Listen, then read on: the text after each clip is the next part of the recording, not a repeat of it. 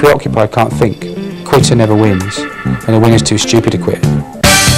Part 5 of Neil Franklin, Fame and Fortune. It's a mistake is anything that happens twice, not the first time. Because the mind, if it's too preoccupied, can't think.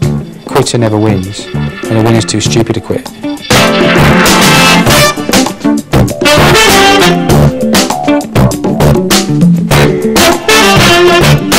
Neil Franklin has made £102 million out of the telecoms boom. 8 years ago, he started a specialist recruitment agency for skilled telecom staff. Data Workforce is now one of the UK's fastest growing companies. Not bad for a man who started out as a kitchen salesman.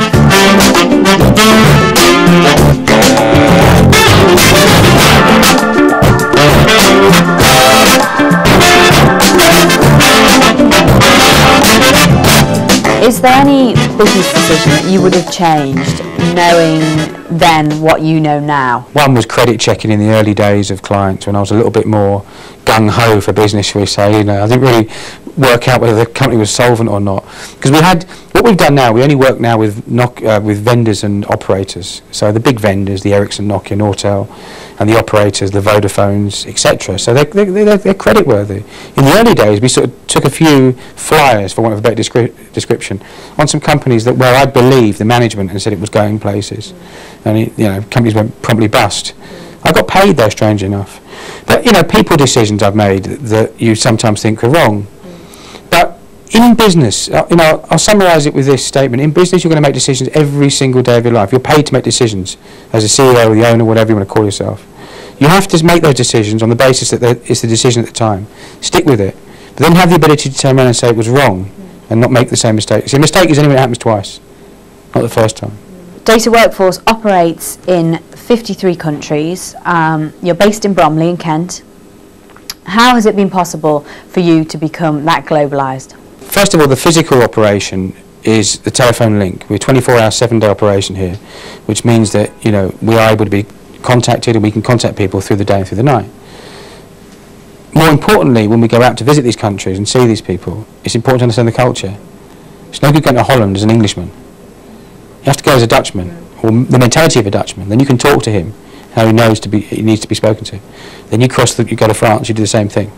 Then you go to America and it's different. So you have to understand where you're going, why you're going, and what really, not to expect that everybody has to buy from you, because you are, even if you have the best product in the world, you've got to communicate it.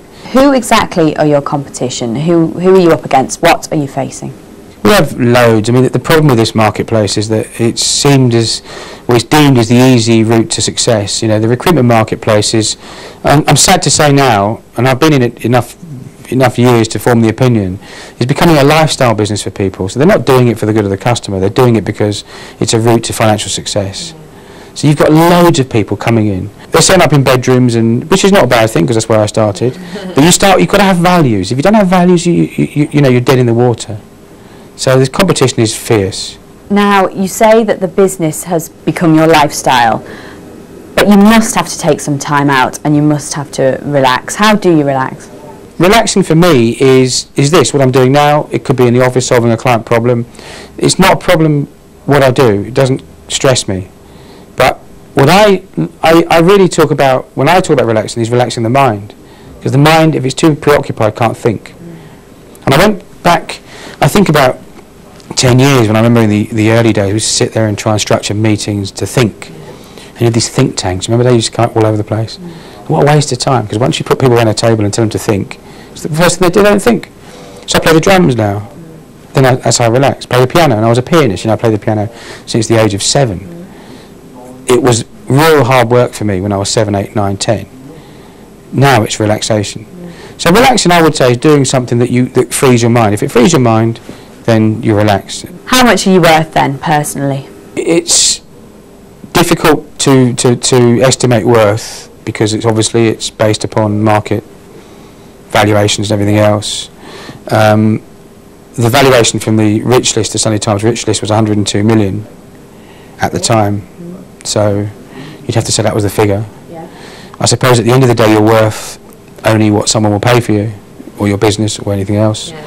So, but you have to have, you've got to start with a benchmark, and the Rich List is a fantastic benchmark. Why do you think you're so successful at what you do? One, I just refuse to quit. There's a saying, isn't there? A quitter never wins, and a winner's too stupid to quit. That's me. Because whatever happens, no matter whatever people say, no, you can't do it, I'll just do it. I don't have fear either. But that's not to say I don't have concern. There's a big difference. Fear is intimidating, rules you. Concern alerts you. So that's another trait. I'm just trying to think of the things that I thought about afterwards. And I have a thirst for knowledge. No matter what it is, I just want to learn. But there's a danger. You know, little knowledge is dangerous, isn't it? As I always say. What are your plans for the future for Data Workforce? Where do you aim to take the company? First of all, I have to make it number one as far as the client's concerned. So when he thinks recruitment of freelance people, he comes to Data Workforce. Once that's done, and I've innovated the whole thing and really changed the way it works, when my dream has become reality, then I'll sit and rethink. At the moment, it's too much to do, you know. I'm what, 6 years into it. I'm not even scratching the surface. You know, here we've burst at the seams. We're hopefully moving to a new building very soon. So, you know, we can then take more people on. Then I can start establishing Singapore. I can look at South America. And hopefully then I'm in a position to say, right, there's the global company, there's a business plan, it's been groomed for flotation, it's been groomed for a sale, it's been groomed for whatever you want to do with it. Then now let's see what we're going to do.